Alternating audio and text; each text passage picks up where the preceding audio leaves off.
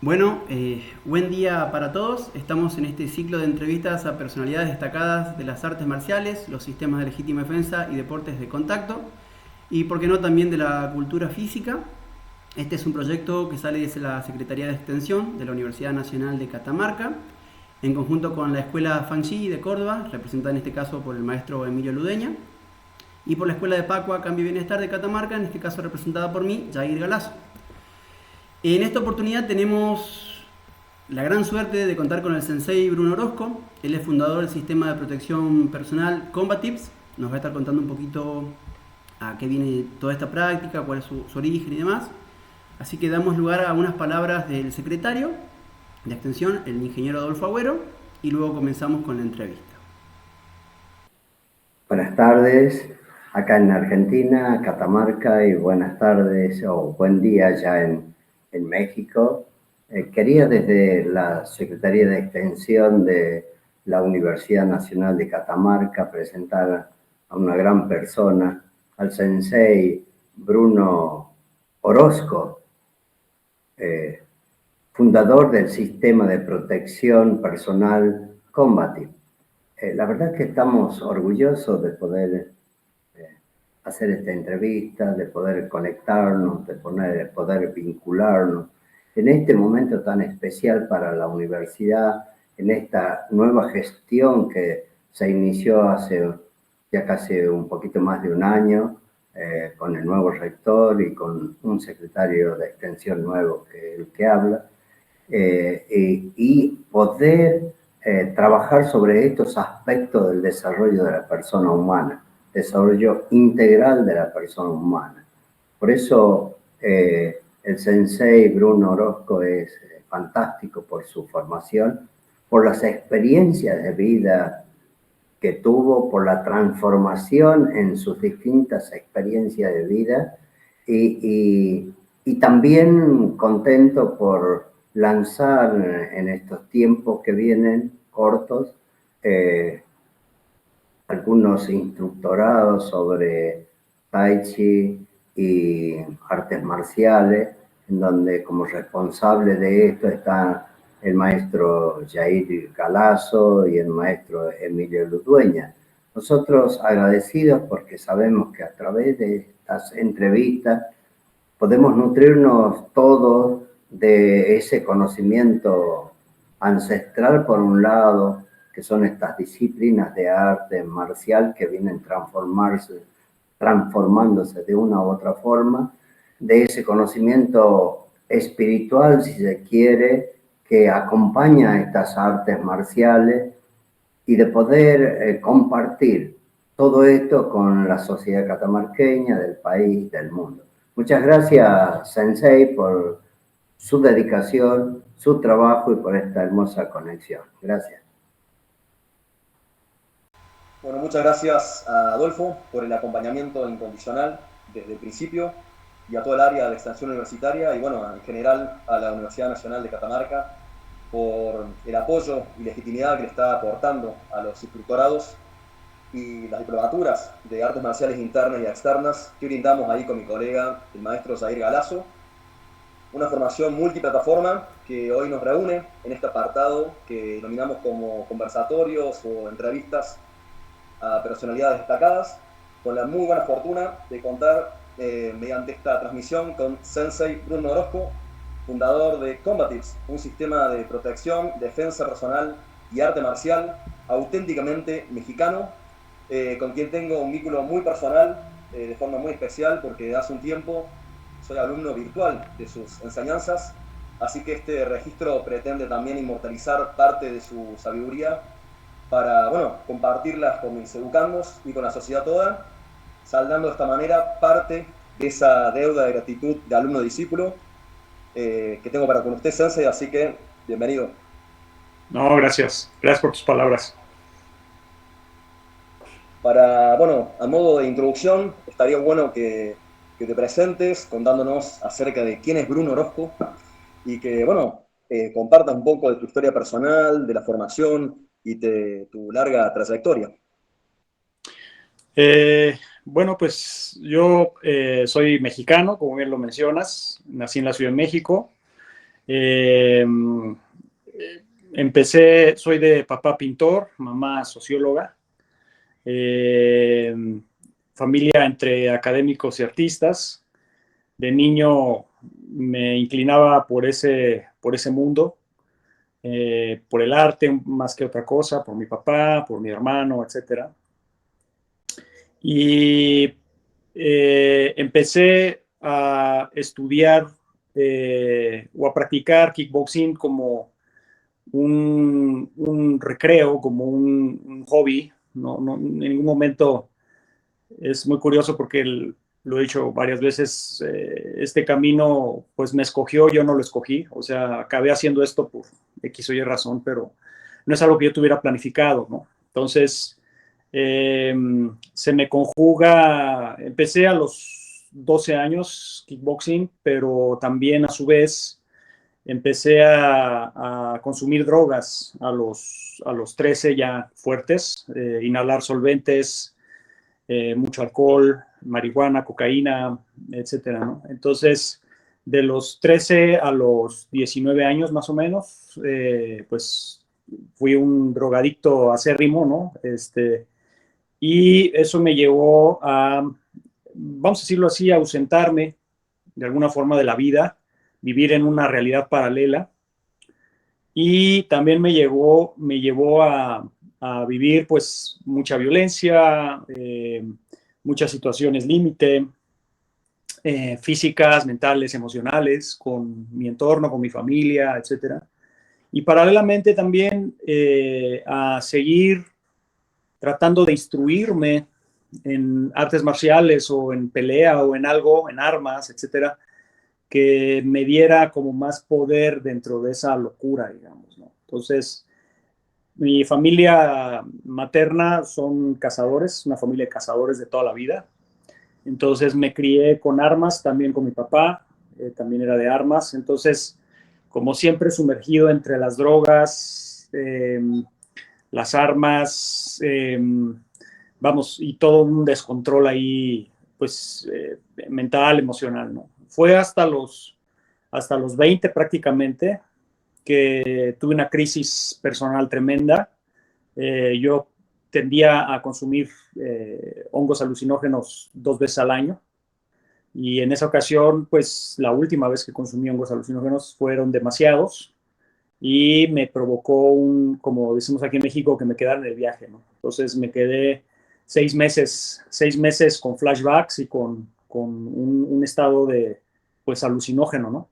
A tal punto que aprendí a vivir con mis propios alucines, porque lo que más me daba terror era acabar en el psiquiatra, ¿no? O sea, o en una institución mental, ¿no?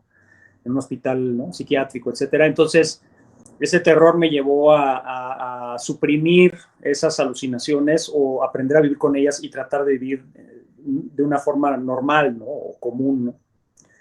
En ese entonces tuve esa crisis y bueno, pues tuve que dejar las drogas, ya no, mi cuerpo no daba, mi mente no daba, ni siquiera las quería tocar ya.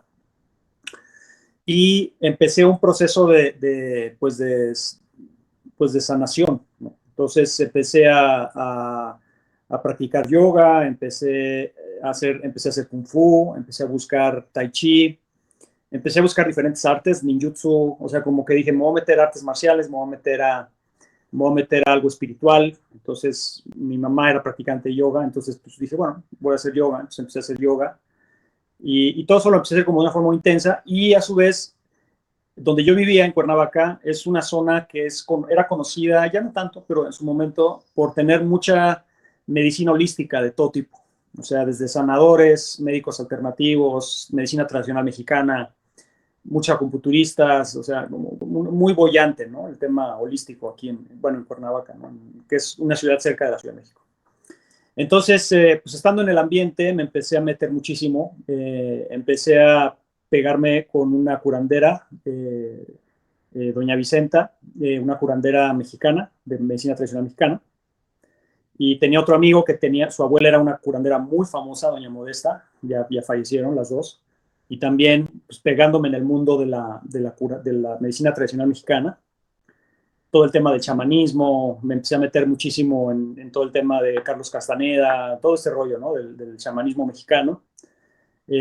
A tal punto que pues sí llegué a tal punto de hacer limpias y de participar en todo esto de la magia blanca, etcétera, ¿no?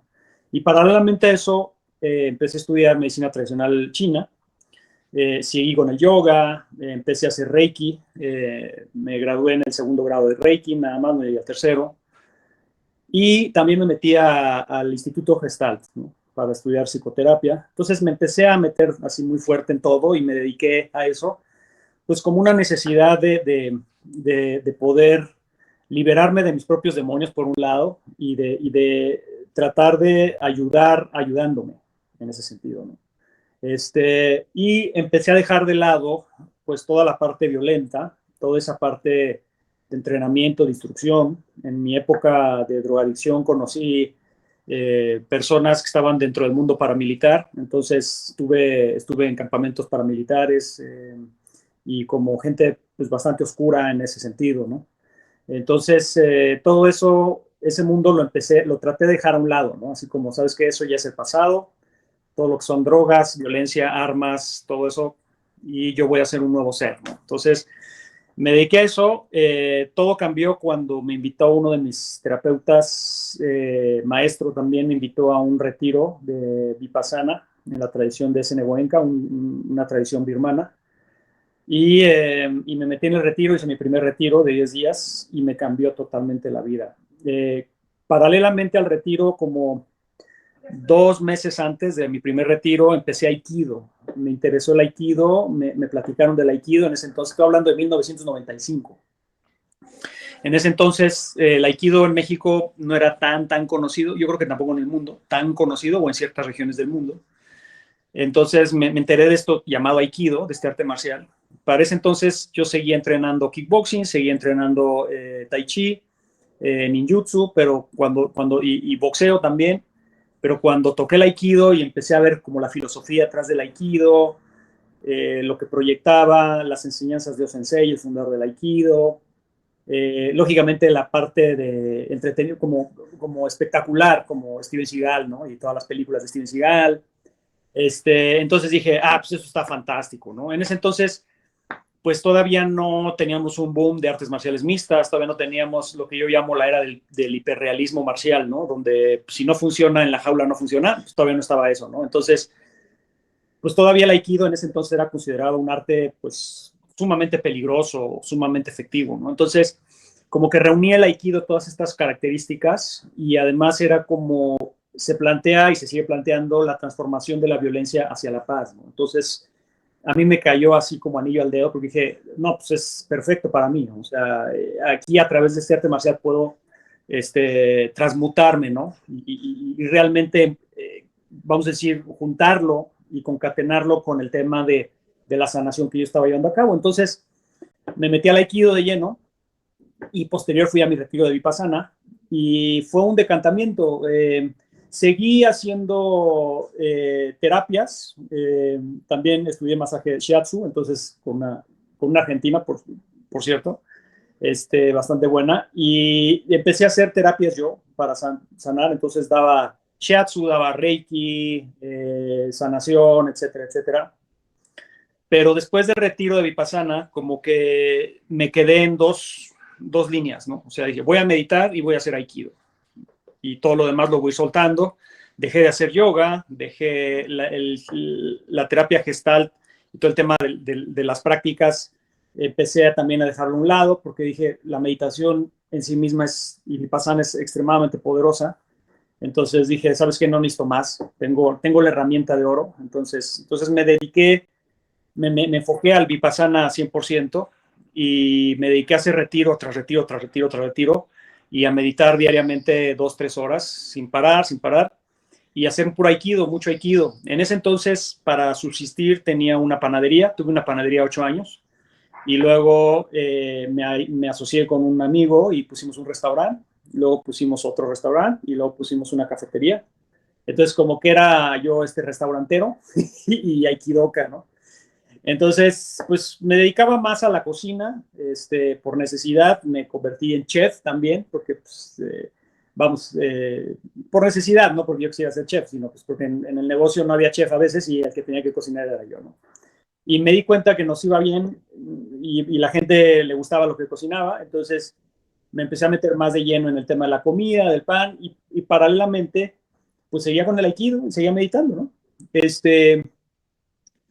El Aikido poco a poco me fue jalando cada vez más fuerte, como llamándome como a instruir, sentía que podía dar más ahí, y me empecé a meter al Aikido más de lleno, ya como mis maestros en ese entonces me dijeron que yo debería dar clases, que estaba capacitado y que podría ser muy buen maestro, entonces me empecé a meter en eso y me entraron curiosidades por otras artes. En ese entonces ya empezó el boom de las artes marciales mixtas, del jiu-jitsu brasileño, del muay thai, o sea, como que todo el tema de la jaula, y me llamó muchísimo la atención, entonces me empecé a meter muy fuerte en el tema del jiu-jitsu brasileño, me metí en muay thai otra vez, regresé a muay thai, y me metí muy fuerte ahí a esas artes, ¿no? Entonces empecé a complementar y así estuve varios años enseñando Aikido y a su vez entrenando y desarrollando mi propio Jiu-Jitsu y Muay Thai y entrenando, ¿no? Y ya para el 2014, 15, no recuerdo bien, empecé a conformar un sistema que ahora se llama Combatives por necesidad. Por la necesidad, vivimos una situación en México muy peligrosa, muy fea con el crimen organizado. A mí me tocó vivirlo de primera mano, y eso me llevó pues sí, a integrar un sistema o hacer algo que ya no fuera tan tradicional, sino que se fuera hacia el lado más táctico y más funcional en situaciones de vida o muerte. Y eso me llevó a Combatives y bueno, el Combatives me succionó, o sea, realmente me dediqué a eso y ahora me he enfocado a Combatives. Sigo dando clases de Aikido 2 veces a la semana, sigo dando meditaciones, o sea, estoy tratando ahora de recuperar y de poder compartir todo lo que sé, pero de una forma congruente, que no sea un pegoste, que no sea algo así como que, bueno, pues yo hice esto, el otro, y ahora hoy voy a dar Reiki y mañana voy a hacer esto y ahora se me ocurre, no, sino como, a ver, ¿cómo puedo, como siendo como fundador de Combatives y de este sistema que pues, es muy funcional, práctico, táctico, cómo puedo equilibrarlo con Aikido y con la meditación? Entonces, sigo en ese proceso, no puedo decir que lo he logrado al 100% porque son cuestiones en muchas cosas diametralmente opuestas, entonces es difícil como encontrar un balance y también que no te vean como un todólogo, ¿no? O sea, como un fulano que, da clases de karate, pero también da clases de salsa, pero también da masajes, o sea. Entonces, ha sido difícil no caer en eso. Bueno, más bien nunca caí en eso, pero que no proyectar esa imagen, porque es una imagen, pues, muy poco profesional y además no me siento cómodo haciendo eso, ¿no? Entonces, es un trabajo de vida poder estructurar esto y poderlo enseñar con una congruencia. Entonces, ese sería, yo creo que Bruno Orozco, ¿no? Sigo en búsqueda, sigo buscando mi equilibrio y tratar de compartir cosas muy opuestas, pero que a final de cuentas también se tocan en muchos puntos, ¿no? Entonces sería, y bueno, pues estoy también escribiendo mi tercer libro, tengo 2 libros, mi tercer libro que me está costando muchísimo trabajo, pero pues creo que voy a seguir por el lado también de la escritura, se me da, me gusta, y pues a ver qué tantos libros más puedo escribir. Bueno, y ese sería así como el resumen. Primero que nada, Sensei, wow, tremenda historia de película realmente. Por otro lado, me interesó mucho esto que comentaba del Combatives. No sé si usted pudiera ampliar un poquito de esto de qué es, qué objetivos persigue, si bien ha explicado esto que tiene que ver con una cuestión de practicidad por la situación de México. Yo he visto que en España tiene muchísima fuerza también, así que entiendo que es algo que ya está global de alguna manera. Y sí me hizo ruido, me parece muy interesante esto que comentaba, de que hay como una intención de integrarlo con esta cuestión de la meditación y el Aiki. Si pudiera contar un poquito eso, qué es el Combatives y qué fines persigue más allá de la práctica física o del sistema de defensa, ¿no? Sí. Yo al momento que empecé a diseñar combatives o a pensar en algo, en algún sistema de protección, lo primero que noté, o sea, lo primero que hice fue hacer como un estudio serio, como de qué hay, qué propuestas hay en términos de defensa personal, y no nada más de defensa personal, sino en protección personal, o sea, como abarcar la parte preventiva, la parte hasta filosófica, social, la parte tecnológica incluso, ¿no? Y no nada más reducir a un sistema de defensa personal donde aprendes a patear y a golpear y a salir corriendo, o sea, sino más bien qué se necesita, ¿no? Entonces, haciendo esta investigación, me di cuenta que hay propuestas de defensa, hay sistemas de protección, de defensa, pero lo que me di cuenta es que son propuestas muy en rompecabezas, o sea, no encontré realmente un sistema que me convenciera en términos metodológicos, que tuviera una progresión, que tuviera una claridad, porque incluso yo pensé, digo, si eso ya se creó, si hay un sistema que ya está creado y me convence, ¿para qué yo creo otro? No tiene ningún sentido, no nomás es por crear, ¿no? O por estar haciendo cosas, ¿no? Entonces dije, bueno, si encuentro algo que me convenza, pues me meto a ese sistema, me afilio, no tengo problema. Pero me puse a investigar diferentes propuestas, maestros, instructores, por años, y nada me llegaba a convencer, o sea, como que eran rompecabezas, o sea, ciertos sistemas o ciertos maestros tenían algo que decía, mira, esto está genial, pero les faltaba otra parte, y a los que les faltaba esta parte no tenían esta otra parte. Entonces, como que no encontraba realmente algo que me convenciera. Entonces me di cuenta que había un vacío tremendo en el tema de protección personal, o sea, tremendo, o sea, no se comprende el espectro de la violencia muchas veces, los orígenes, de dónde viene, las consecuencias legales, emocionales, el estrés postraumático, no se comprende tampoco, no hay una congruencia o coherencia incluso entre lo que se enseña en los sistemas de defensa y la realidad de la gente, ¿no? Y de lo que necesita la gente, ¿no? O sea, son más proyecciones como mercantiles de esto es la violencia y nosotros te damos la solución, ¿no? Y entonces me empecé a dar cuenta de muchos vacíos. Entonces dije, no, tengo que hacer algo yo. O sea, me di cuenta del vacío y dije, tengo que hacer algo. Y entonces lo primero que pensé fue, primero tengo que formar un sistema, o sea, que sea un sistema, pero un sistema fino, o sea, un sistema que sí tenga muchísima metodología, que esté fundamentado en evidencia. Eso fue lo primero que pensé. O sea, dije, tiene que ser un sistema, pero ¿en qué lo fundamento? O sea, no, hay mucha especulación en el mundo de la defensa personal, ¿no? De la protección personal. Es un asalto es de esta forma, una riña es de esta forma, un ataque cuchillo es así, una amague con pistola es esto. O sea, una violación es así, un rapto es así, ¿no? Entonces dije, no, primero tengo que ver realmente cómo es, ¿no? Y no nada más sustentarme o basarme en mi experiencia directa, porque pues finalmente mi experiencia directa, como la de cualquiera, es limitada. No puedes decir, yo tengo experiencia, a mí me han violado, raptado, asesinado, o sea, no puedes decir eso, ¿sí? Digo, lo podrías decir, pero no es cierto, pues. Entonces, hay que buscar la manera de ver, a ver, cómo investigo y cómo busco cómo son realmente los sucesos más allá de mi propia experiencia, porque yo he tenido peleas callejeras, he tenido tentativas de secuestro, he estado en intercambio en balaceras y todo esto, pero decía, bueno, pero esa es mi experiencia, o sea, y no puedo basarme nada más en lo que yo creo. Entonces, en ese entonces yo trabajaba mucho con la policía y tenía, gracias a eso, varios contactos y muy amigos, peritos, criminalistas.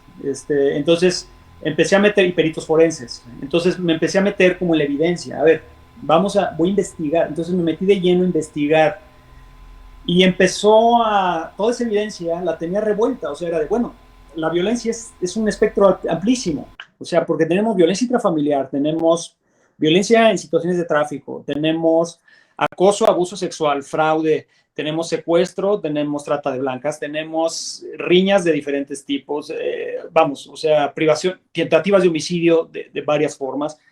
Entonces era un espectro, así que era una nébula. Y yo decía, o sea, ¿cómo voy a enseñar? ¿Qué hago? Entonces lo primero que pensé fue, voy a estructurarlo en 4 escenarios generales. 4 escenarios generales y nos vamos a basar en eso. Entonces lo fundamenté en riña, asalto, privación de la libertad y privación de la vida. Y sus escenarios, vamos a decirlo, o subconceptos, ¿no? Entonces, entre la riña pues no nada más es la riña de una pelea callejera, sino la riña también es violencia intrafamiliar, la riña también es violencia intervecinal, la riña también se da en el ambiente del entretenimiento y de los bares, etcétera. Entonces dije, bueno, ahí ya tengo un concepto, ¿no?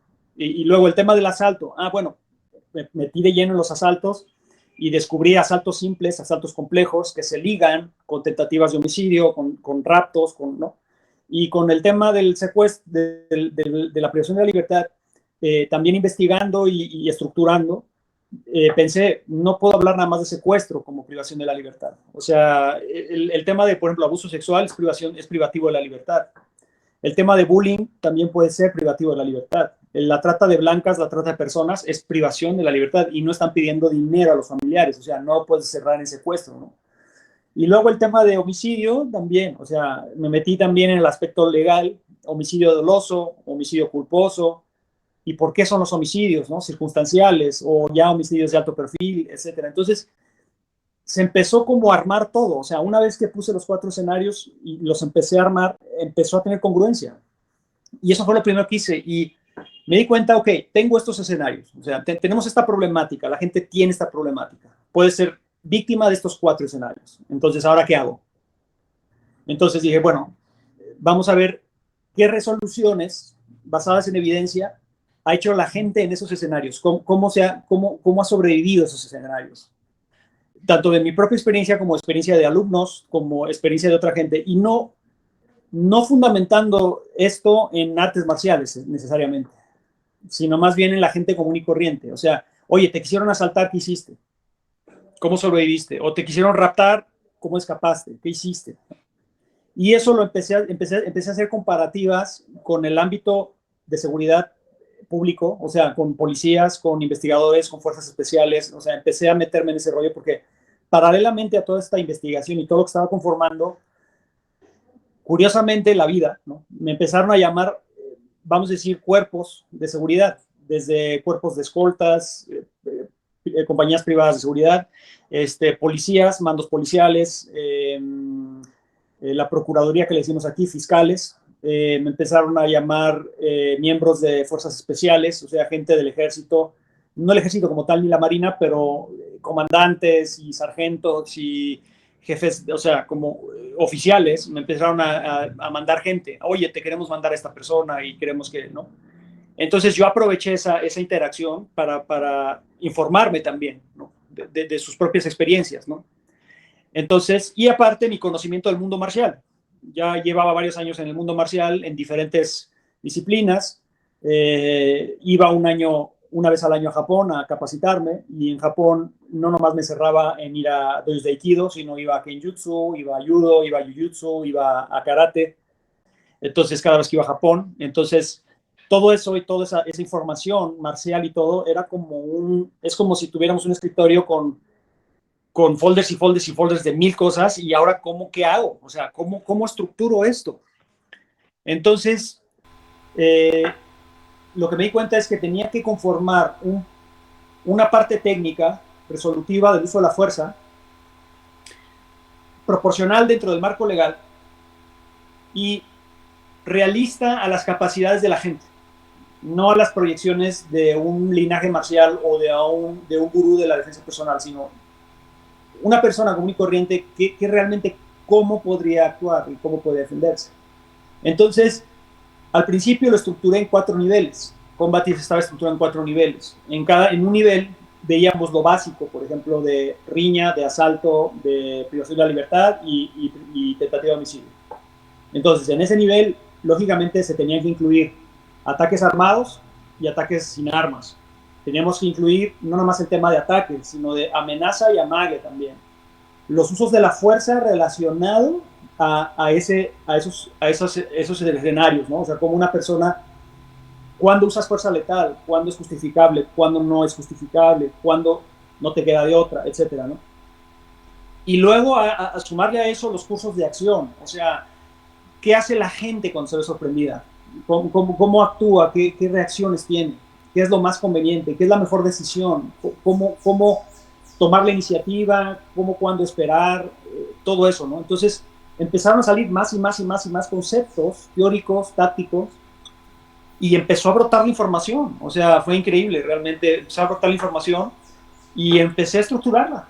Y empezaron los 4 niveles que yo empecé a pensar, porque yo dije, bueno, el sistema Combatives no creo y que deba convertirse en un arte marcial de linaje, donde hay 8 danes y 10 Qs y quiero que se vuelva un legado legendario, sino más bien dije, no lo voy a convertir en eso porque, una, no tengo la necesidad de hacerlo, dos, estamos tratando un tema muy real, muy moderno, muy doloroso, porque además en ese entonces, pues yo estábamos sufriendo, mi familia y yo, y vecinos y amigos, pues el embate de la violencia, del crimen organizado y del no organizado. Entonces, para mí era no un tema místico, no era un tema legendario, sino era un tema de necesidad inmediata, ¿no? Entonces, eso me dio un sentido de practicalidad tremendo y dije, no, esto tiene que ser 100% práctico y brutal, pero brutal en el sentido de no excesivo, pero tampoco que se quede corto, ¿no?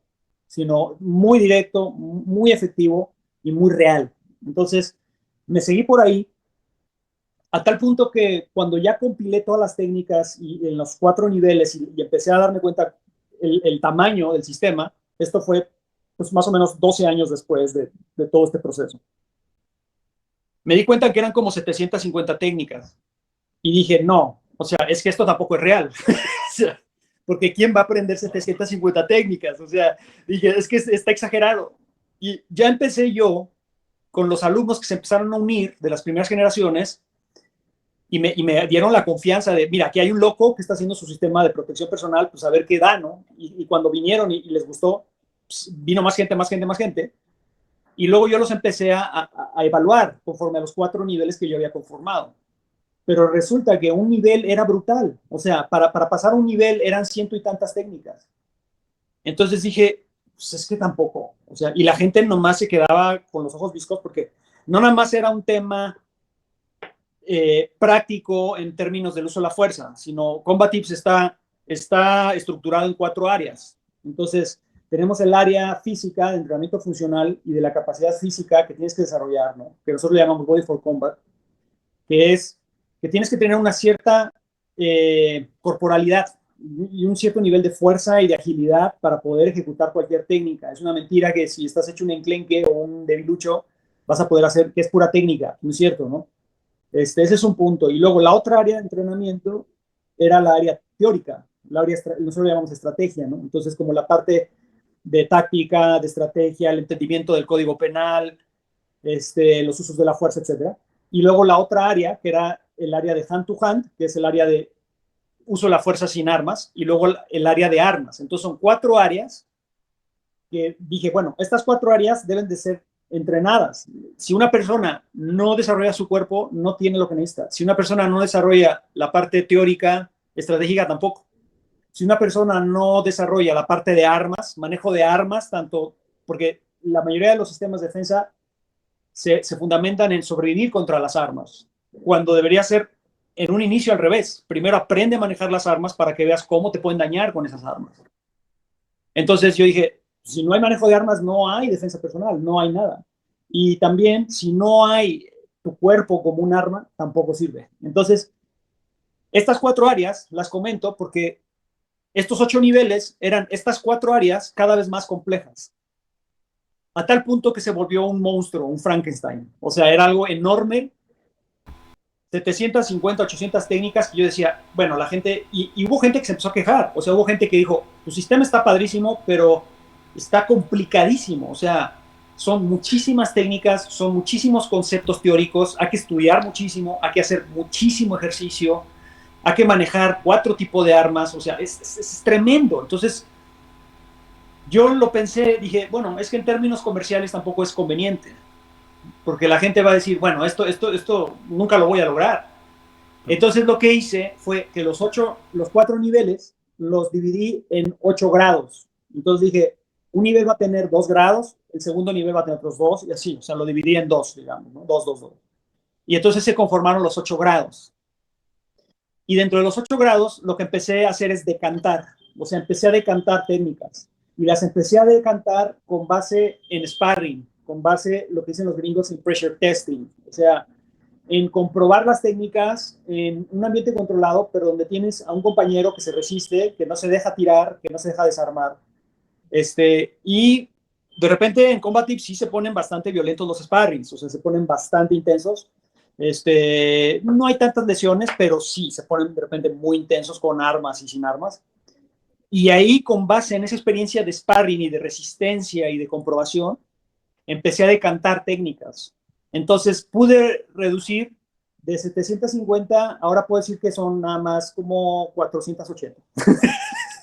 Pero ya no lo puedo bajar más. O sea, si yo lo reduzco más, pierde su esencia también. Entonces, Combat Tips en sí es curioso porque aunque no es un arte marcial, pero tal vez pudiera ser hasta más complejo técnicamente hablando que un arte marcial. ¿Por qué? Porque abarca una cantidad de escenarios, conceptos, técnicas, movimientos muy amplio. Entonces, ese sería como el proceso de Combat Tips. Yo creo que sí es importante que se los haya reseñado, ¿no? O recapitulado brevemente para que entendamos, pues, de dónde viene, ¿no? Y por qué es Combat Tips, ¿no? Entonces, eso sería más o menos el tema de Combat Tips, ¿no? Lo que me preguntabas de lo del Aikido, ¿no? Me preguntabas que cómo enlazar, ¿me decías? Exactamente, Sí, cómo generar como ese vínculo. el tema es, yo antes de Combat Tips, yo fundé un sistema de Aikido que le llamé Gendai Aikido, Heian Ryu, una escuela que se llama Heian Ryu, que de hecho también logré 6 generaciones de cinturones negros en esa escuela, ¿sí? Hice mi propio Aikido, o sea, no me bastó con eso. Hermoso, ¿no? De hecho, yo te conocí así, gracias a esas... A Gendai Aikido. Muy bueno, Claro. una forma muy diferente Sí. de tratarlo. Un Aikido como diferente, práctico, muy fusionado con Jiu-Jitsu brasileño, con Jiu-Jitsu japonés, ¿no? Incluso con elementos de karate, etcétera. Y conformé mi Gendai Aikido, ¿no? Y yo estaba muy feliz con mi sistema, o sea, mi Aikido, mi escuela, se llama Heian Ryu por, Heian quiere decir serenidad, Ryu estilo o escuela, porque como meditador dije, bueno, va a ser una escuela muy filosófica, pero muy práctica a la vez, ¿no? Y dentro del budo japonés. Entonces, yo estaba con eso, pero se nos viene la guerra contra el narcotráfico, se nos viene la violencia, y entonces digo, bueno, el Aikido ya quedó corto. Entonces, empiezo a hacer combatir, empiezo a hacer un sistema y empiezo a idear un sistema, pero me empezó a dar miedo. Me empezó a dar miedo porque empecé a pensar, es que ¿quién en su sano juicio crea 2 sistemas de defensa o dos estilos de artes marciales? Estoy loco. Además, 2 estilos diferentes. Porque dijera, bueno, de Aikido voy a sacar un estilo de Kenjutsu o lo que sea, para bien o para mal, pues tiene una relación. Pero cuando dije, bueno, Combat Tips sí.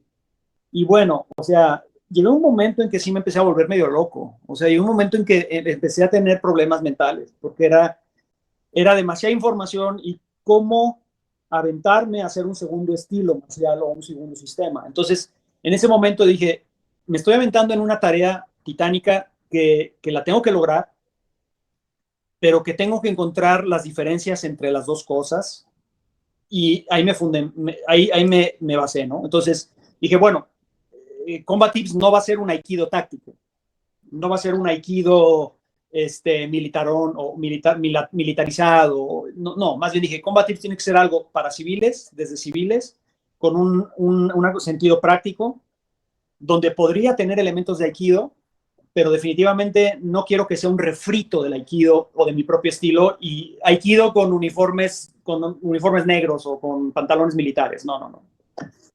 Entonces empecé a recuperar todo mi conocimiento, digamos, en las armas, en el jiu-jitsu brasileño, en el Muay Thai, en MMA, que también practiqué un rato, en karate, etcétera, y empecé a conformar Combat Tips. Entonces, aunque no tienen relación aparente, si rascamos en los orígenes, pues sí tiene mucha relación, porque a final de cuentas todo sistema de defensa personal tiene una base marcial tradicional.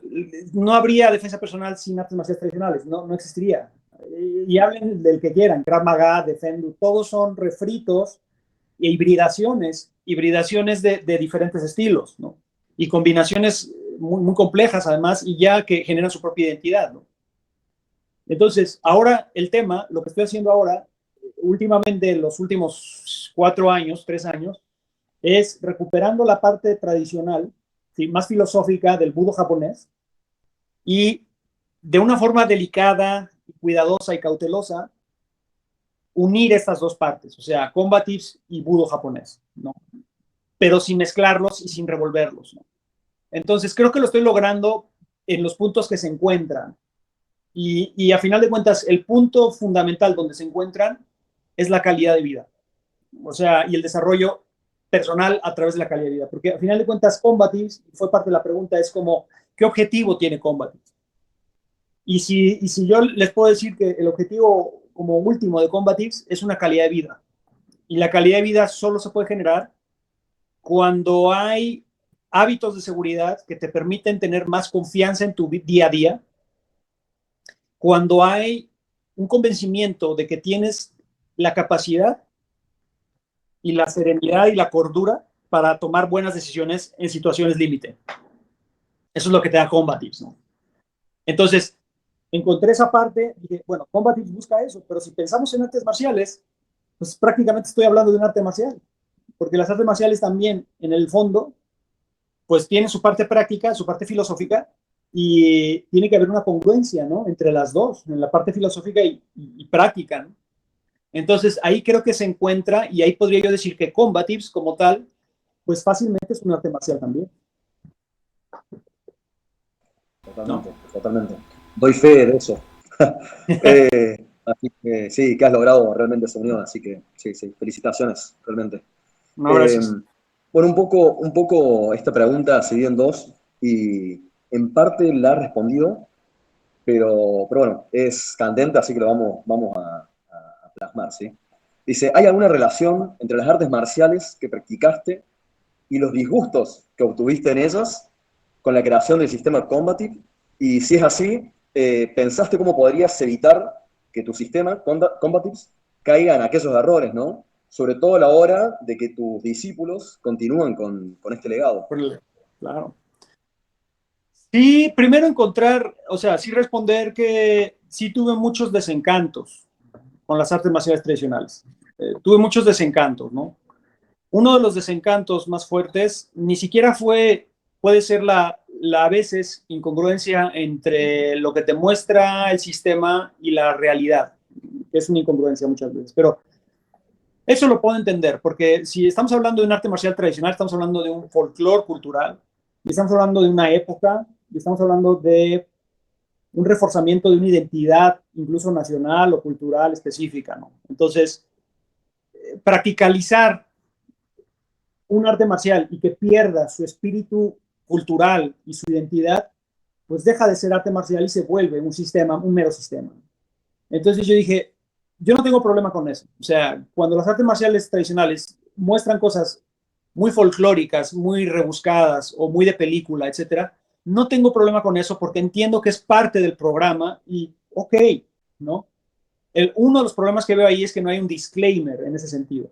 O sea, no hay una tendencia de los profesores y profesoras y shifus y senseis de decir, miren, esto es tradicional, pero no sirve para una situación real. Y por el contrario, te venden lo opuesto. O sea, te dicen, esto es tradicional y sí sirve. Y así como lo aplicas en la kata o así como lo aplicas en el doyang o donde sea, así lo vas a aplicar. Entonces, ahí sí me pareció muy mentiroso. Y ese fue un disgusto, pero que entiendo y que no me alarma tanto. El que más me empezó a disgustar era todo el juego de poder dentro de las federaciones y asociaciones y dentro del mundo marcial.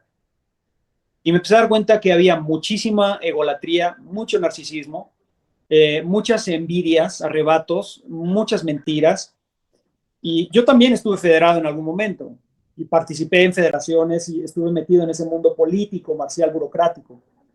Y me quedé asombrado, o sea, asombrado de cómo senseis o maestros que se proyectan como un dechado de virtudes, de normas, de ética, de fundamentos marciales, como por abajo del agua lo que están buscando más bien es puro poder, dinero, control, etcétera. Entonces, eso fue un desencanto tremendo, ¿no?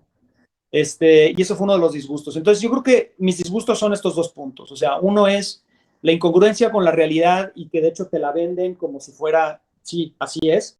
Y el otro, los juegos de poder y el negocio, lucrar con las necesidades de la gente con una imagen de legado y de leyenda marcial y de misticismo, ¿no? Esas dos cosas me fastidiaron mucho. Y yo podría decir que en relación a eso, Combatives no es una respuesta vengativa a eso. O sea, no es de que yo voy a hacer Combative por enojo y les voy a demostrar que son los idiotas. No, en ningún momento ha sido así. Aunque soy muy crítico, y creo que debe ser crítico, pero no es una crítica ácida para atacar gratuitamente o vengativamente a esta gente, sino porque yo, desde mi perspectiva, con experiencia en violencia real y con lo que he vivido y lo he visto y lo que he estudiado, sí me parece hasta perverso que se siga manejando una imagen y una idea y que se convierta hasta en una ideología, y que se confunda la filosofía del romanticismo marcial con la practicidad y con la funcionalidad. Eso es lo que yo critico, ¿no? Y ahí es donde Combatives sí es muy incisivo. O sea, Combatives en ningún momento yo he pretendido o que Combatives se proyecte como el mejor sistema o el único que hay o el más efectivo de todos o el que golpea a todos y el que le gana a todos, sino más bien es un sistema que está diseñado y basado en la realidad y que cuando haya otros sistemas u otras propuestas que no están basadas en la realidad, pues lógicamente que Combatives va a salir y va a decir, a ver, pues esto está mal, ¿por qué? Porque la realidad es esta, ¿no? Entonces creo que ahí responde un poco. Y la última parte de tu pregunta, de su pregunta es, ¿cómo idearlo para que se eviten estas situaciones, justamente? Para que Combatives no llegue a lo mismo. Una es que en Combative siempre mantenemos el sparring y siempre mantenemos, o sea, no dejamos ya y nos vamos decantando, nos vamos generando una tendencia hacia la coreografía, hacia la fórmula, sino siempre buscamos el sparring, siempre buscamos el que nos bajen de nuestra nube, ¿no? A través, literalmente, a veces de golpes y que nos pongan en el piso, literalmente. Ese es un punto, o sea, que tenga ese realismo y esa combatividad. Ese es un punto. El otro punto es la forma en que manejamos las finanzas y los grados en Combatives. Creo que eso es muy, muy importante. A partir del sexto, séptimo y octavo grado, que son los grados más elevados de Combatives, ya esos grados no se cobran. O sea, no cuesta el examen. No cuesta. Que eso es una movida, digamos, para desarticular un futuro negocio con los grados, cosa que se ha dado prácticamente en todas las artes marciales. ¿Cuánto te cuesta hoy por hoy un quinto dan, un sexto dan en una federación internacional? ¿Sí? Y ya ni siquiera, exacto, ya ni siquiera es el que lo hagas por un mérito propio y real, sino porque la federación, la asociación, en ese momento, en esa época de su vida, o el maestro, necesitaba cambiar de automóvil, necesitaba comprar esto, necesitaba esto. Y entonces, a ver, ¿cuántos fulanos voy a graduar lo más alto y lo que más les pueda cobrar? Entonces yo dije, ¿sabes qué? Combatives no va a caer en eso, ¿no? Y mis instructores, por ejemplo, ahora no pagan nada. Los instructores que están afiliados a la academia no tienen, yo no les cobro afiliación. Les cobro afiliación después de que les va muy bien. O sea, si el instructor, por ejemplo, tiene 10 alumnos, no pagan absolutamente nada, no le tienen que pagar nada a la academia. Sus mensualidades, el instructor es bien tratado en ese sentido, porque si han estado en asociaciones y han dado instrucción, ustedes saben que eres el esclavo del máster y de la federación, sobre todo. O sea, donde la federación te dice, a ver, tu instructor, ¿cuántos alumnos tienes? No, pues 30. Ah, pues 25 van a hacer examen. Tú los vas a preparar, pero ¿qué sucede? El costo de ese examen, ¿sí? Se va a ir, el 90% se va a ir a la federación, cuando estos ya son millonarios. Y cuando el instructor es el que tiene que pagar la renta, el instructor tiene que comer, el instructor, o sea, el que se está metiendo la friega es el instructor. Y las asociaciones y federaciones, muchas, usan descaradamente a los instructores y los maltratan además, ¿no? Porque además eso para mí es un maltrato, o sea, que no consideres las necesidades del instructor, que el instructor también tiene que comer, que tiene que pagar renta, que lo habla, que a veces el instructor va a tener alumnos, a veces no. Es una desconsideración total de la federación y de alguna asociación. Entonces en Combatives dije, eso se acabó, no hay juegos de poder aquí. Entonces los instructores empiezan a pagar una afiliación cuando empiezan a demostrar que tienen la solvencia para decir, yo con gusto aporto a Combatives. Pero, y todo es a la palabra, ¿eh? Todo es a la palabra. O sea, si el instructor me dice, yo no puedo pagar y de repente descubro que tiene 50 alumnos, entonces, y en una zona súper cara y que gana un dineral, entonces ahí ya hablo con el instructor, pero es una cuestión de honor, y es una cuestión de transparencia. No, no hay una necesidad de control o de este tipo de burocracia, ¿no? Entonces, ese es un primer tema que yo he manejado de esta forma, que el dinero no sea una prioridad, que la prioridad es el conocimiento, ¿no?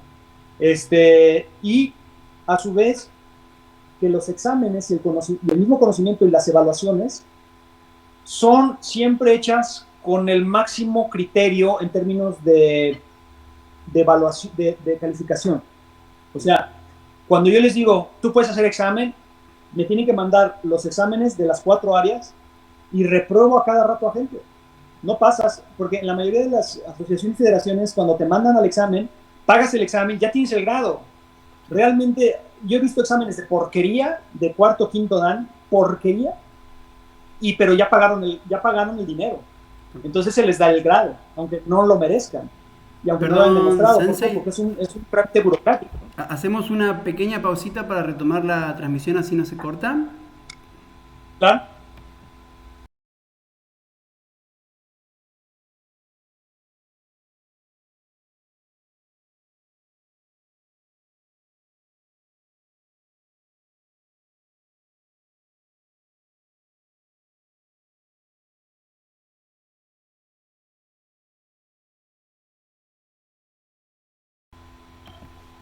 Bueno, después de la pequeña pausa retomamos la charla con el Sensei. La verdad que es sumamente interesante todo lo que está contando. Le pedimos si puede proseguir, por favor.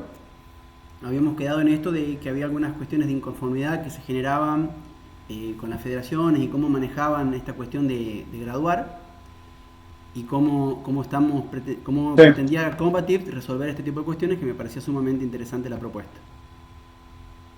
Y además, ¿sabes qué? También estaba yo pensando que otro de los grandes incongruencias que yo me daba cuenta es adoctrinamiento, este fanatismo que se va generando no nomás por la adoración a la personalidad del fundador de un sistema o de un gran maestro por su carisma, por lo que quieran. No nada más el fanatismo hacia el estilo mismo, sino también un fanatismo técnico, que esto creo que es bien importante. O sea, yo recuerdo, y lo he visto en todos lados, en todas las artes que he practicado, raro encontrar un maestro que el mismo maestro cuestione lo mismo que está enseñando, lo propio. O sea, la mayoría de los maestros te dicen, haz este llave, haz esta patada, oye, pero ¿por qué hago esta llave? Porque así es. Y de repente puede haber una incongruencia técnica, o puede haber, oye, pero esta llave funciona con alguien de 120 kilos, funciona igual, y se molestan además, o sea, representa hasta una ofensa que te atrevas a cuestionar algún aspecto técnico que tal vez no es que quiera ser un crítico, vamos a decir, sin ningún fundamento o nada más por criticar, sino dices, es que yo realmente tengo la duda. O sea, yo realmente tengo la duda si le voy a poder voltear la mano a un físico-culturista. O sea, yo no voy a poder voltear la mano a un tipo que su brazo es del tamaño de mi pierna. Entonces, pero los maestros te dicen que sí lo puedes hacer. Pero lo curioso es que ni ellos lo prueban, pero por linaje, porque se escudan en el linaje, se escudan en el pedigrí. O sea, el pedigrí es más importante. Pero es que mi maestro, que fue formado en las montañas de Japón por los no sé qué, o que viene de China y es de la familia no sé qué, así lo enseñó. Y entonces, ¿cómo te atreves a cuestionar tú, ignorante, que no tienes ni idea? Pues sí, pero a la hora que me agarren, el que se va a defender soy yo, no tú, ni tu linaje, ni tu maestro, ni nadie. Entonces, el que no va a poder hacerlo soy yo. Entonces, el problema es que la gente luego está muy confundida en ese sentido, porque confunden una ortodoxia técnica, ¿no? Una ortodoxia técnica con una sensación de respeto. O sea, yo no, como alumno, como discípulo, no debo cuestionar nada porque es una falta de respeto atreverme a preguntar algo que el maestro no, tal vez ni siquiera esté dispuesto a contestar o que ni siquiera sepa contestar o que conteste desde su ortodoxia técnica y marcial que no tiene nada que ver. Y yo por ejemplo, con el Aikido se da cuenta de muchas cosas, técnicamente hablando. Decía, bueno, a ver, esta técnica hay una técnica que se llama Iriminage, ¿sí? En Aikido. Y es una técnica que se puede hacer de muchos ataques, digamos, ataques. Entonces, llega el uke, el compañero, te tira un golpe, digamos, exacto, lo desequilibras, lo llevas al piso, lo vuelves a levantar y lo derribas con el antebrazo. Digamos que ese es Iriminage en términos, ¿no? Y entonces yo decía, a ver, ¿para qué lo voy a llevar al piso y luego lo vuelvo a levantar para meterle un antebrazazo en la cabeza, o sea, en la cara? No le veo ningún sentido. Esa es una. Dos, si ya lo llevé al piso, lo dejo en el piso. O sea, si ya lo llevé al piso, ¿para qué lo vuelvo a levantar? Dos, si me toca un tipo de 110 kilos, lo llevo al piso si puedo, tal vez lo logre. No lo voy a poder levantar. Si él no se quiere levantar, no lo levanto. Y si lo levanto, se me echa encima, me taclea y me lleva al piso a mí. Entonces, yo recuerdo que hice ese cuestionamiento a un maestro en Japón. ¿Sí? Le dije, a ver, sensei, en inglés, le dije, ¿por qué en Iriminage hacer un kusushi, un desequilibrio tan exagerado hasta el piso y luego levantarlo y luego proyectarlo? Y la respuesta que le pareció, la pregunta le pareció ofensiva. O sea, como que se me quedó viendo así, japonés, se molestó, pero con atención me contestó y me dice, porque así es la tradición, porque así me lo enseñaron a mí. Bueno, pero no necesariamente que sea tradición, quiere decir que toda tradición entonces está bien y no debemos de cuestionar la tradición, porque de hecho, para que evolucione la tradición y para que se adapte la tradición y para que la tradición siga manteniéndose viva, hay que adaptarla, hay que cuestionarla, y no quiere decir que sea una traición a la tradición. El problema es que la mayoría del establishment marcial lo considera una enorme y grave traición y una completa herejía, porque de hecho sería la palabra. Te consideran un hereje y un desleal y una persona no grata si te atreves a cuestionar algo cuando el conocimiento verdadero se basa a través de él y se logra a través del cuestionamiento. Entonces, eso es otro disgusto que yo dije, a ver, no, espérame, no, o sea, eso está mal. Hay que cuestionar, y si el sensei de verdad es un sensei que se proyecta como humilde, honesto, transparente, noble, virtuoso, pues es el que menos se debería enojar. Y si se proyecta como una persona súper sabionda que tiene todo resuelto y que es como el dios de las artes marciales, pues te debería contestar, si lo sabe todo y es omnisciente el sensei, y tú le puedes preguntar cualquier cosa y te debería contestar te debería contestar, pero no, en cambio el sensei se enoja, se molesta y te da una cachetada porque te dice, ¿cómo te atreves a cuestionarme a mí, que a mí me dio la cuestión heredada del linaje de no sé quién? Entonces, esa es otra cosa que a mí me pareció terrible, o sea, terrible, más allá del fanatismo filosófico, o de la adoración a la personalidad de un maestro, ¿no? O de una comunidad, o del culto a un arte marcial, sino la parte técnica ortodoxa de esto se hace así porque así se hace. Espérame, ok, está bien si me dices un disclaimer, o sea, está bien si tú me dices, mira, en esta tradición lo hacemos así, pero en una situación real con resistencia, bla, bla, te recomiendo que lo adaptes de esta forma, o no lo trates de hacer porque no va a funcionar. Pero eso requiere de un gran acto de humildad y de realidad, cosa que en las artes marciales lo que menos existe es humildad. De hecho. Doy fe, sensei. Me parece que un poco me gustaría preguntarle, llevarle esta entrevista para este lado, ¿no? ¿Cuál sería su visión personal de las artes marciales, los deportes de contacto y lo que llamamos nosotros los sistemas de legítima defensa o defensa personal? Y si es que hay entre ellos una diferenciación, o usted haría alguna diferenciación entre estos tres: las artes marciales, los deportes de contacto y los sistemas de defensa. Totalmente, son totalmente diferentes. Podrán tener las mismas raíces, podrán tener conceptos de fundamento, de base, pero definitivamente aquí no podemos aplicar que todos los caminos llevan a Roma, no podemos aplicar eso. O sea, cada uno tiene su propio objetivo también. O sea, si nosotros, perdón, está pasando, ¿sí oye? Pero sí me oigo, ¿verdad? Ah, ok. Si nosotros pensamos en arte marcial, repito, tenemos que entender que es una forma cultural, histórica y folclórica de combate, que implica una serie de normas, de conceptos éticos, morales, filosóficos, espirituales y también técnicos. para que tenga una identidad como arte marcial. Y el nombre lo dice, arte marcial. O sea, es un arte, es algo que debe expresar un espíritu, que debe de dar algo, que debe de provocar que debe provocar al otro. Y ahí entonces debemos de entender que tiene un fundamento estético también. Entonces ahí ya tenemos una definición como muy general de lo que es arte marcial. Y si nos vamos a deportes de contacto, el deporte de contacto es deportivo, es competitivo, ¿sí? Lo estético no es prioridad. Lo filosófico tampoco. Incluso pudiéramos decir que lo psicológico sí. ¿Por qué? Porque el competidor necesita desarrollar una psicología determinada para poder lograr un buen desempeño, un buen rendimiento. Pero no necesariamente tiene que desarrollar un aspecto espiritual o filosófico en su vida. O sea, nosotros analicemos a todos los peleadores y a todas las personas que compiten y no podemos decir que son unos dechados de virtudes y de filosofía. O sea, muchas veces hasta por el contrario. O sea, los peleadores se vuelven locos, la mayoría. O sea, ¿por qué? Porque entra el tema de las promotoras, el dinero, el poder, el reconocimiento. Y entonces ahí podríamos ver que lamentablemente muchas veces los deportes de contacto se van en una dirección totalmente opuesta a las artes marciales, porque lo que es la competición mal llevada o lo que van generando estos peleadores van empoderando cada vez más su identidad y su ego y su dinero y lo que ellos se proyectan como los reyes del mundo. Y se entiende por el rush adrenalínico de la pelea, por vencer a otra persona, cómo entras en un estado de poder ¿no? Y te sientes Superman. Y eso es empoderado por las promotoras, es empoderado por los mismas, el establishment de la competencia, y empieza a generar mucho ego, muchas ganas de llamar la atención, mucho narcisismo, lo cual es diametralmente opuesto al concepto de arte marcial.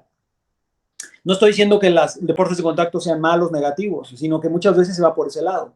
Y cuando es bien llevado el deporte de contacto, vemos grandes atletas, vemos grandes deportistas que incluso empiezan a involucrar esta filosofía, si es deporte de contacto, esta filosofía marcial, y se vuelven grandes peleadores, pero también grandes arte marcialistas. O sea, como por ejemplo Georges St-Pierre u otros, ¿no? Y luego tenemos la defensa legítima, ¿no? O lo que es sistemas de defensa, ¿no? Que ya estamos hablando de un contexto enteramente diferente, porque la defensa personal debe estar fundamentada en la evidencia, no en un folclore histórico combativo, en cómo se hacían las cosas en el siglo XVI, sino debe estar fundamentado en lo que sucede ahora y las capacidades de la persona y relacionado con el marco legal, dentro del marco legal, y además en diferenciación muy clara con lo que son deportes de contacto.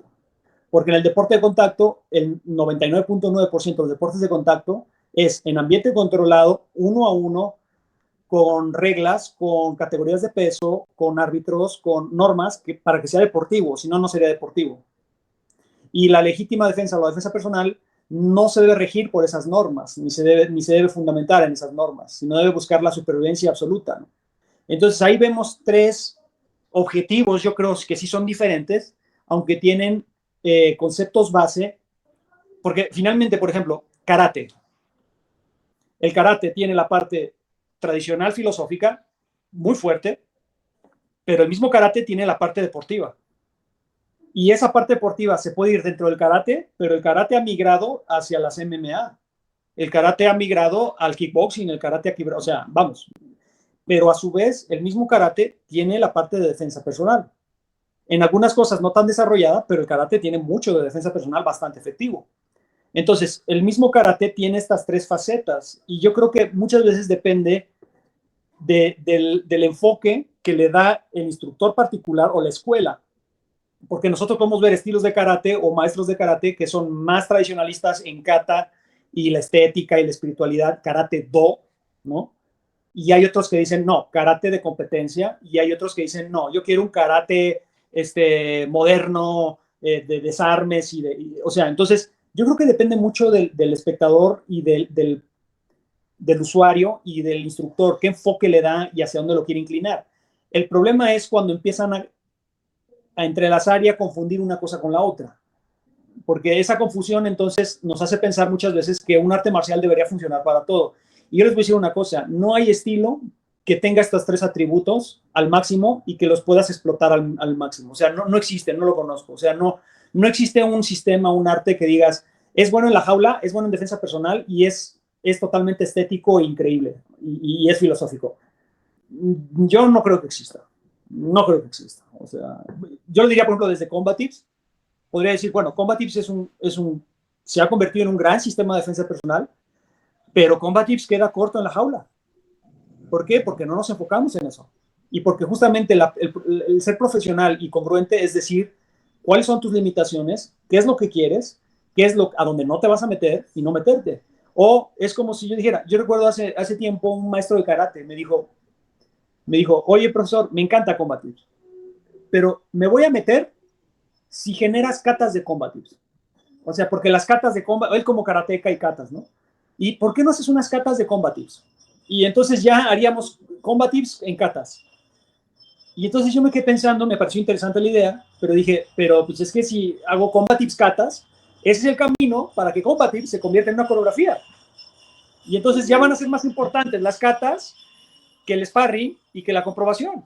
Porque entonces para el instructor va a ser más fácil vender la cata o poner a todos, a 5, 10, 20 personas, a hacer una cata al mismo tiempo y decir, ya te sabes defender, pónganse los guantes, pónganse los protectores y agárrense a golpes y a ver si te puedes defender. O sea, son dos formas de entrenamiento, las dos son válidas, las dos son buenas, pero vamos, no confundir una por otra o pensar que la kata te va a dar resoluciones en términos de resistencia y una persona que pelea de regreso. Y al revés, también ser muy buen peleador no significa que tengas una estética marcial increíble. O sea, hay peleadores que los pones a hacer una kata y es un desastre. O sea, es espantoso, se ve espantoso. ¿Por qué? Porque el peleador es peleador. Lo que busca es la practicalidad, no busca que tenga un espíritu marcial. Entonces, yo creo que ahí estarían las diferencias y ahí estarían como las confusiones, ¿no? Tremendo, tremendo. Bueno, ya casi para ir cerrando, ¿cuál crees que es el valor de estos tópicos que estamos abordando, ¿no? De protección, seguridad y defensa legítima en la sociedad como actual?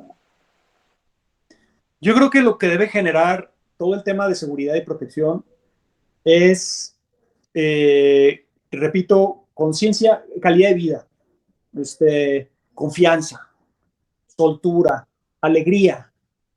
Y curiosamente la proyección del público, de la gente en general, hacia lo que es protección, prevención, seguridad, la verdad es lo contrario. O sea, es como si yo pongo cámaras en mi casa, entonces soy paranoico.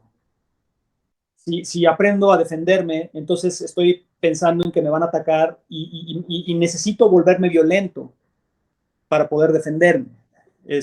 Y si nosotros analizamos lo que es defensa personal y protección, ¿cuál es el objetivo? El objetivo principal es saber lidiar con violencia en diferentes modalidades y salir lo menos dañado posible. Física, emocional, legalmente hablando. O sea, si nosotros lo ponemos así en la mesa, ¿no?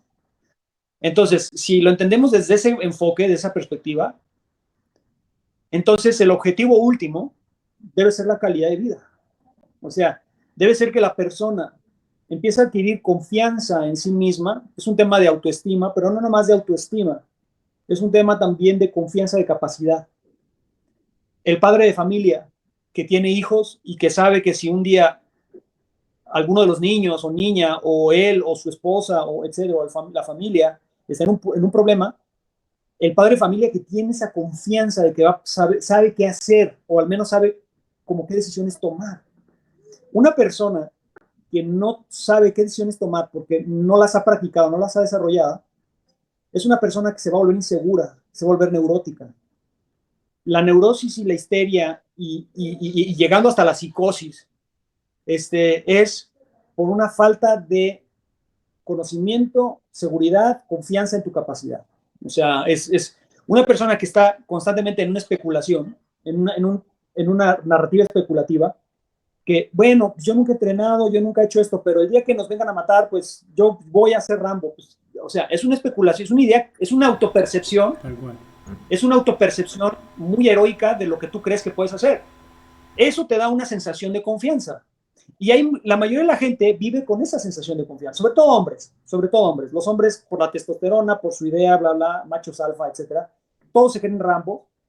El problema es que cuando vienen los golpes o cuando viene la violencia, muchas veces son los primeros que truenan, o son los que realmente se dan cuenta que, ay, no es como yo pensaba. Entonces, cuando un hombre con todas estas inseguridades normales, naturales, de, a ver, ¿yo cómo puedo defenderme a mí, a mi novia, a mis hijos, a mi mamá, bla, bla? Empieza a empoderarse sanamente a través de un sistema de combate, etcétera, y empieza a encontrar su capacidad y su confianza, va a ser una persona más tranquila, va a ser una persona más enfocada, va a ser una persona menos reactiva, porque la hiperreactividad de la gente viene de la inseguridad, viene de la falta de autoestima, de falta de autoconfianza y de la duda de la capacidad. Entonces, cuando yo dudo de mi capacidad, voy a ser una persona insegura, y como soy inseguro, cualquier cosa es una amenaza. Y cualquier mirada, cualquier situación que tal vez no es una amenaza, lo interpreto como amenaza a la idea que tengo de mi propia seguridad, que de hecho es falsa. En cambio, cuando soy una persona que realmente está segura, que tiene la capacidad, que la ha experimentado, etcétera, empiezas a vivir de una forma mucho más alegre. ¿Por qué? Porque la confianza te da alegría. La confianza te da serenidad y silencio. No puede haber silencio ni paz interna si no hay confianza en lo que puedes hacer. Es prácticamente imposible, ¿no? Entonces, yo creo que ese es realmente así como el tema central de hacia dónde se debe de ir, ¿no? Y lo que debe aportar. El problema, creo yo, es que muchas veces en temas de defensa personal, si ustedes lo observan en practicantes de diferentes sistemas, Krav Maga, Defendu, lo que quieran, muchas veces nos encontramos a personajes que están aún más neuróticos y más agresivos. No sé si lo han notado. O sea, es una cosa muy curiosa, porque ustedes estaban hablando de artes marciales internas y externas. Cuando tienes las artes marciales externas y no le metes la parte interna, espiritual, filosófica, entonces empieza a entrar una modalidad de perro de pelea. Pero incluso cuando tu modalidad de perro de pelea es falsa, porque te autolavas el cerebro, o tu sistema te lava el cerebro de que tú ya eres John Wick, entonces, pero en realidad sabes que no lo eres, porque en el fondo sabes que no lo eres, nada más te lo están vendiendo, pero tú en el fondo sabes que no, que cualquiera te rompe la cara. Entonces vives en un estado constante de reactividad y de inseguridad, y entonces te vuelves extremadamente agresivo, o todo el tiempo estás proyectando, ¿no? Yo soy como un G.I. Joe, yo soy esto, yo soy el otro, y esto es pura falta de autoconfianza. Y lo curioso es que muchas personas que se meten en sistemas de defensa personal, en vez de mejorar su vida, la empeoran. Y yo he visto personas que se meten a artes marciales y la tendencia muchas veces es que la mejoran. ¿Por qué? Porque el arte marcial te da esa parte filosófica y te da esa parte de calma y de respiración y de ritual y costumbrista y de guía. Y muchas veces la gente que se mete a un arte marcial quiere un camino de vida, quiere una disciplina. No está tan obsesionada de me van a atacar, me van a matar, me van... Entonces, como de por sí el planteamiento inicial para poder iniciar esa arte, o por qué esa persona se interesó en ese arte marcial, el planteamiento inicial ni siquiera es una necesidad imperante de me van a matar y tengo que hacer algo, sino me siento vacío, me siento débil, pierdo mucho el tiempo en las tardes, etcétera, y voy a buscar algo que me llene. Y entonces, cuando entran en ese camino de vida y entran en eso, lógicamente el enfoque es diferente y generan esto que les estoy diciendo, una gran autoconfianza, una seguridad y una serenidad. Y entonces por eso los artes marcialistas, verdaderos artes marcialistas, somos, me incluyo, personas que tenemos una tranquilidad, una serenidad que muchas veces la gente no sabe dónde la sacamos. O sea, la gente dice, oye, pero tú meditas, o pero tú, no, yo hago aikido, o yo hago karate, o yo hago, no sé, kung fu, o hago tai chi, etcétera. Y es el mismo arte que les está dando esta confianza y esta serenidad, ¿no? Entonces yo creo que va por ahí, ¿no? Qué interesante, la verdad que con muchísimas de las cosas que estás diciendo me siento como muy identificado. En todos tus años de carrera, ¿tendrás alguna anécdota así que valga la pena contar de todo esto, de cómo le ha servido a alguien o cómo te ha servido a vos? Híjoles, son muchos años. Pues son muchas anécdotas, o sea, yo como practicante son como un tipo de anécdotas, ¿no? O sea, como estudiante uno tiene muchas historias de dojo, de maestros, de experiencias tan bonitas, de otras tan fuertes. Como maestro son otras experiencias, son otras anécdotas, es como estar atrás del telón, ¿no? Y como ciudadano, creo, en una sociedad también son otras anécdotas, o sea, cómo uno aplicó el arte marcial o la defensa personal fuera del dojo, ¿no? Lo que podría decir, creo que podría retomar las palabras de un maestro de Aikido, que me dejó muy grata experiencia esa frase que dice este señor, maestro, uno de mis maestros de Aikido, un día llegó y, un maestro muy duro de Aikido, de hecho muy duro, pero un día llegó y dijo, yo quiero que vayan a hacer Aikido en la calle. Así fue y dijo, vayan y hagan Aikido en la calle. Y entonces todo el mundo, como era un maestro duro y agresivo de Aikido, pues todos pensamos, pues nos está pidiendo que vayamos a probarlo en la calle, ¿no? Entonces todo el mundo lo pensó y todos estábamos como con caras de, bueno, vamos a la calle, ¿no? Y de repente este hombre agarra y dice, sí, yo quiero que vayan a hacer Aikido en la calle. Y todos, ok. Y dice, sí, yo quiero que vayan a hacer Aikido. Y dice, ¿qué es hacer Aikido en la calle? ¿Qué? Sonreír. Y entonces dijo, sonreír, sonrían. Eso es Aikido en la calle. Aikido, ¿qué es? Armonía. Y cuando sonríes es un arma poderosa. Cuando sonríes es una defensa. Es algo impresionante.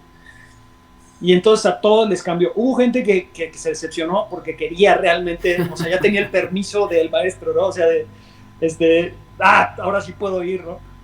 Pero a mí me cayó, o sea, cuando le dio ese cambio, ese twist, ¿no? O sea, sonrían, hagan Aikido, puta, fue una frase fantástica, porque entonces comprendí la esencia del arte marcial. O sea, dije, ok, o sea, hay que hacer Aikido en la calle. O sea, literalmente hay que hacer Aikido en la calle. Entonces hay que salir a la calle y armonizar, y armonizar. Y así regí mi vida por muchos años con esa frase. O sea, fue de sonríe, armoniza, déjalo pasar, fluye. Y creo que esa fue una gran enseñanza de una forma muy inteligente, porque fue así de, vayan a hacer Aikido en la calle, ¿no? Y vamos, cada quien lo interpretó como quiso. Afortunadamente lo especificó y dijo, es sonreír, es armonizar. Y eso fue fantástico. Yo me acuerdo de esa frase, de esas grandes frases que nada más las encuentras en los dojos, ¿no? O sea, de esas enseñanzas que después de la clase el maestro, o durante la clase el maestro dice algo y te llega hasta el tuétano y dices, ay, cabrón, o sea, y entonces te das cuenta que estás en ese camino no nada más por la parte física o por el ejercicio, sino estás porque te está cambiando el cerebro. Entonces yo dejaría eso como anécdota, o sea, y de esas creo que cada uno de nosotros y todas las personas que hemos estado en un arte marcial o en varios durante muchos años, tenemos varias enseñanzas, así, frases y detalles, ¿no? Y gestos de los maestros y de alumnos o de alumnos más avanzados que nos hicieron un cambio radical en nuestras vidas. Yo me iría por ese lado, ¿no? Tremendo. Bueno, Sensei, como siempre, magistral. Muchas gracias ahí por la predisposición, la apertura, el compromiso. Y como último, si te parece pertinente, obviamente, algunas recomendaciones que quiere dejar para nuevos practicantes y allegados a los deportes de contacto, a las artes marciales o los sistemas de legítima defensa, ¿no? Defensa.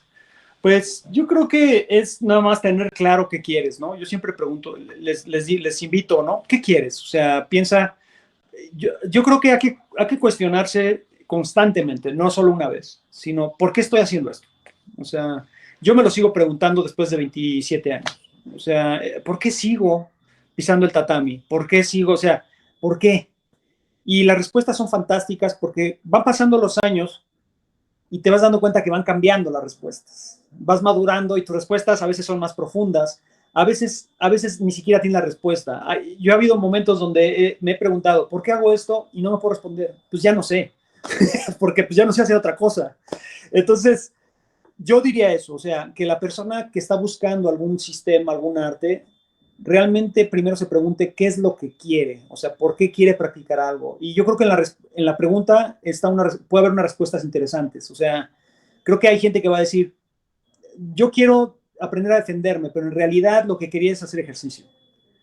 O yo quiero un camino de vida y se van a una escuela de Krav Maga y entonces van entendiendo, a ver, espérame, quiero un camino de vida, quiero una disciplina de vida. Pues el Krav Maga no necesariamente, aunque puede ser. Yo te recomendaría más bien Kung Fu, Karate, Kendo, o sea, como algo que sea más camino de vida. O yo quiero aprender a disparar. Bueno, pues no te vas a ir a la escuela de Kendo. O sea, tienes que ir como preguntándote prácticamente qué quieres, filosóficamente qué quieres, y a corto, mediano, largo plazo, a dónde quieres llegar, ¿no? Yo creo que hay gente que se mete mucho a las artes marciales porque lo ve como negocio. O sea, yo creo que hay gente que sí se mete y dice, me voy a meter aquí porque mi sueño dorado es tener un dojo, es tener una escuela de artes marciales y lo plantean como una vida preciosa, increíble, donde das 3 horas al día a clases y vives como rey, etc. Es todo lo contrario, ¿eh? O sea, meterse a las artes marciales para negocio, para que voy a poner mi dojo, está difícil. O sea, pero bueno, o sea, si eso es lo que quieres y tienes una vocación de maestro, entonces pregúntate, ¿no es mi ego el que quiere llamar la atención? ¿Por qué estoy obsesionado por ser maestro? ¿Por qué quiero ser maestro? ¿O nada más quiero ser estudiante? Yo creo que es eso, hay que cuestionarse constantemente, hay que cuestionarse. O sea, ¿por qué estás entrenando algo? ¿Por qué te gusta? Y también cuestionarte por qué ya no quieres hacerlo. Porque hay gente que se mete a algo y de repente de 1 año, 2 años, 5 años, de repente empieza a sentir como que ya no quiere. Entonces, a ver, cuestiónate profundamente qué de ese sistema ya no te está llenando. Tal vez no es el sistema, tal vez es el maestro. Tal vez estás decepcionado de algunas cosas que el maestro, o ya el maestro te quedó corto, o el maestro está en otro enfoque que ya no es el tuyo. Y entonces, si te cuestionas constantemente, las respuestas te vienen y eres más feliz. O sea, eres un practicante más feliz porque finalmente estás entrenando lo que has decidido realmente entrenar y no por inercia, no por voy a hacer esto y me quedo aquí en la esquina de mi casa hay uno de taekwondo, me choca el taekwondo, pero bueno, pues no, o sea, ¿sí me entienden? O sea, yo creo que hay de haber un cuestionamiento constante. Esa era la recomendación, ¿no? Cuestionarse constantemente. Bueno, Sensei, muchísimas gracias. La verdad que tremendamente enriquecedor la entrevista. He aprendido muchísimo. Vamos a tratar de seguir en contacto con usted para seguir indagando algunas cuestiones. Desde ya que vamos a usar los canales nuestros también para promocionar Combatives. Me parece que el espíritu de la escuela que usted promueve es lo que nosotros pretendemos que se genere en el mundo de las artes marciales. Desde la Secretaría de Extensión también le damos gracias. La verdad que la universidad felizmente le está dando espacio a referentes como usted. Así que bueno, hasta un próximo encuentro. Muchísimas gracias de mi parte. No, gracias por la invitación y la confianza, ¿eh? Gracias a ustedes.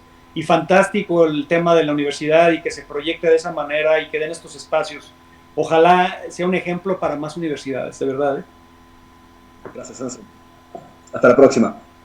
Hasta la próxima.